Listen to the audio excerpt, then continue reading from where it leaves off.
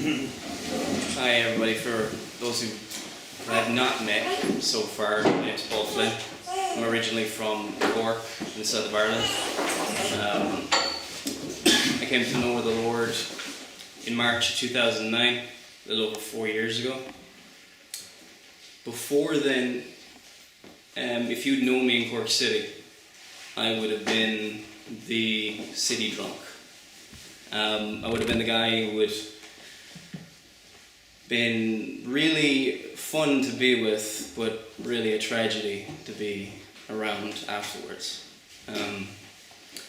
Usually I don't talk about this a lot, I'll be honest. Whenever, a lot of my family don't get it. I hate a lot of my past. I know a lot of people have gone through similar things and the Lord has saved them out of it. Amen. And I think people have come out of backgrounds of drink, alcohol, drugs, know better than most people how far the devil can take them, how far he can drag them, and what they're actually capable of, only a snippet of what they're capable of. So I had no difficulty at the beginning accepting my total depravity, I guess you could say. I've been researching before that for a number of months on, I suppose you could say, conspiracies, New World Order related material. And I have a science background, so I said, okay, the Bible doesn't make full myth from start to finish. I didn't think anything of it. I didn't think that it had any merit whatsoever. I thought, of course evolution is true, of course billions of years, why not? And I remember through doing various research and being encouraged at various points along the way to follow the evidence. And I was like, there's evidence? And months later, and it was just me doing a lot of research and the Lord taking the destructive things out of my life. It's a very, very long story, but when I did come to know the Lord, I was stranded. I actually lost my car. I got so drunk one night, I lost my car. I couldn't find it the next morning. That was me 4 years ago. I'm not here today to say I'm here because I worked up the moral fortitude and I was able to drag myself up. Had it not been for the Lord, I'd be in two places. I'd either be dead, and I possibly think I'd be dead right now, had He not saved me. What incredible mercy He shows upon Amen. Those who are His children. I did not search out for Him. I ran from Him. I ran for years from Him. Actually, at one point in my life, because I was so into metal and Satanism, I got down on my knees one night and I actually declared open war with God. I don't tell many people that because I'm so ashamed. I'm so ashamed of who I was. I'm so ashamed of who I was. But I remember that night, He opened my eyes, and it wasn't some great mystical experience like people make it out to be. But He opened my eyes, and I remember walking up the stairs one night and just saying, Jesus Christ is real. And I'm a wretched sinner. And I spent half an hour on my knees, and the only words I could get out of my mouth was, I am so sorry. I am so sorry for everything I've done against you. Everything. And everything I did came flushing back into my mind that night. But the great thing about it was, I woke up the next morning and I felt like a huge weight had been taken off my shoulders. Now, I didn't get everything right straight away.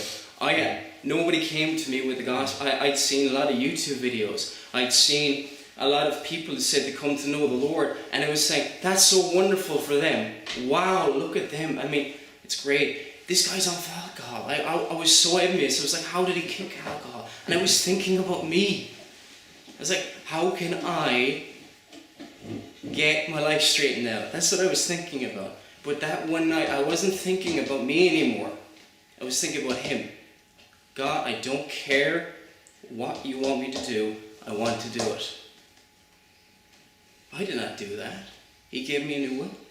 He regenerated me. And that night, and from that day on, I felt guilty about doing things that previously, not only did I love, but I lusted after. For the first time, there was a horrible taste in my mouth with sin. Sin was like, what was that? My friends saw it, was like, what's going on with him? He's acting differently. What's he talking about being a Christian or something like that? And I was reading the Bible. And I remember the last time that I decided, well, there's a lot of different stories I guess you could tell, but along the way, and I remember I would get drunk most of the week.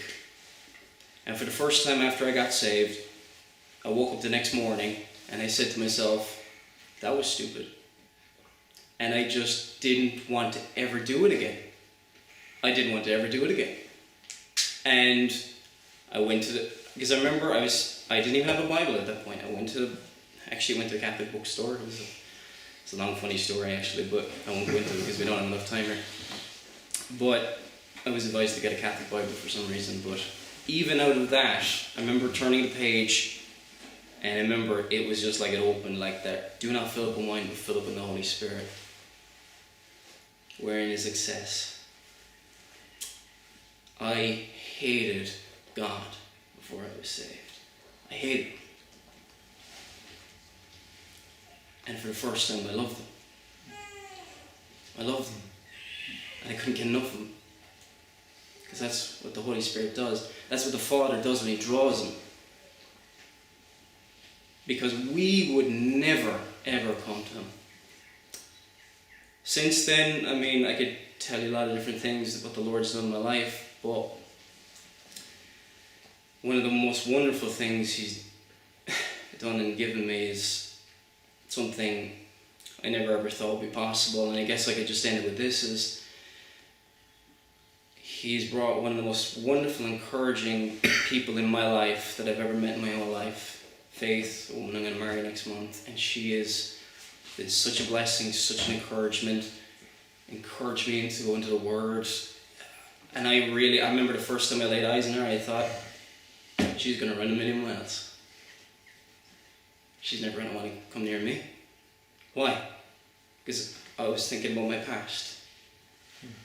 But I have no words to express what God has done for me.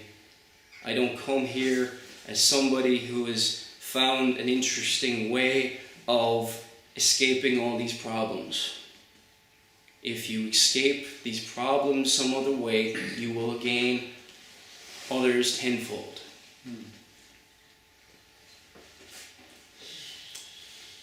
I am here, and I believe I'm still alive because of the grace of God. The grace of God is not something you work up from within you. The grace of God is not some initiative or some people think they're like smarter than other people. No. The grace of God is somebody receiving something he does not deserve. I don't deserve to be standing before you, but I am. It's a privilege. It's a wonderful privilege. And I remember just thinking, what was I going to say? What was I going to say about who I am? And I'll be honest, I don't really care about who I am. I care about who he is. We should all care about who he is. We should all say, whatever we do in this life is worth nothing if it's not for Christ. Yeah. And all I want to do is point to him. Thank you.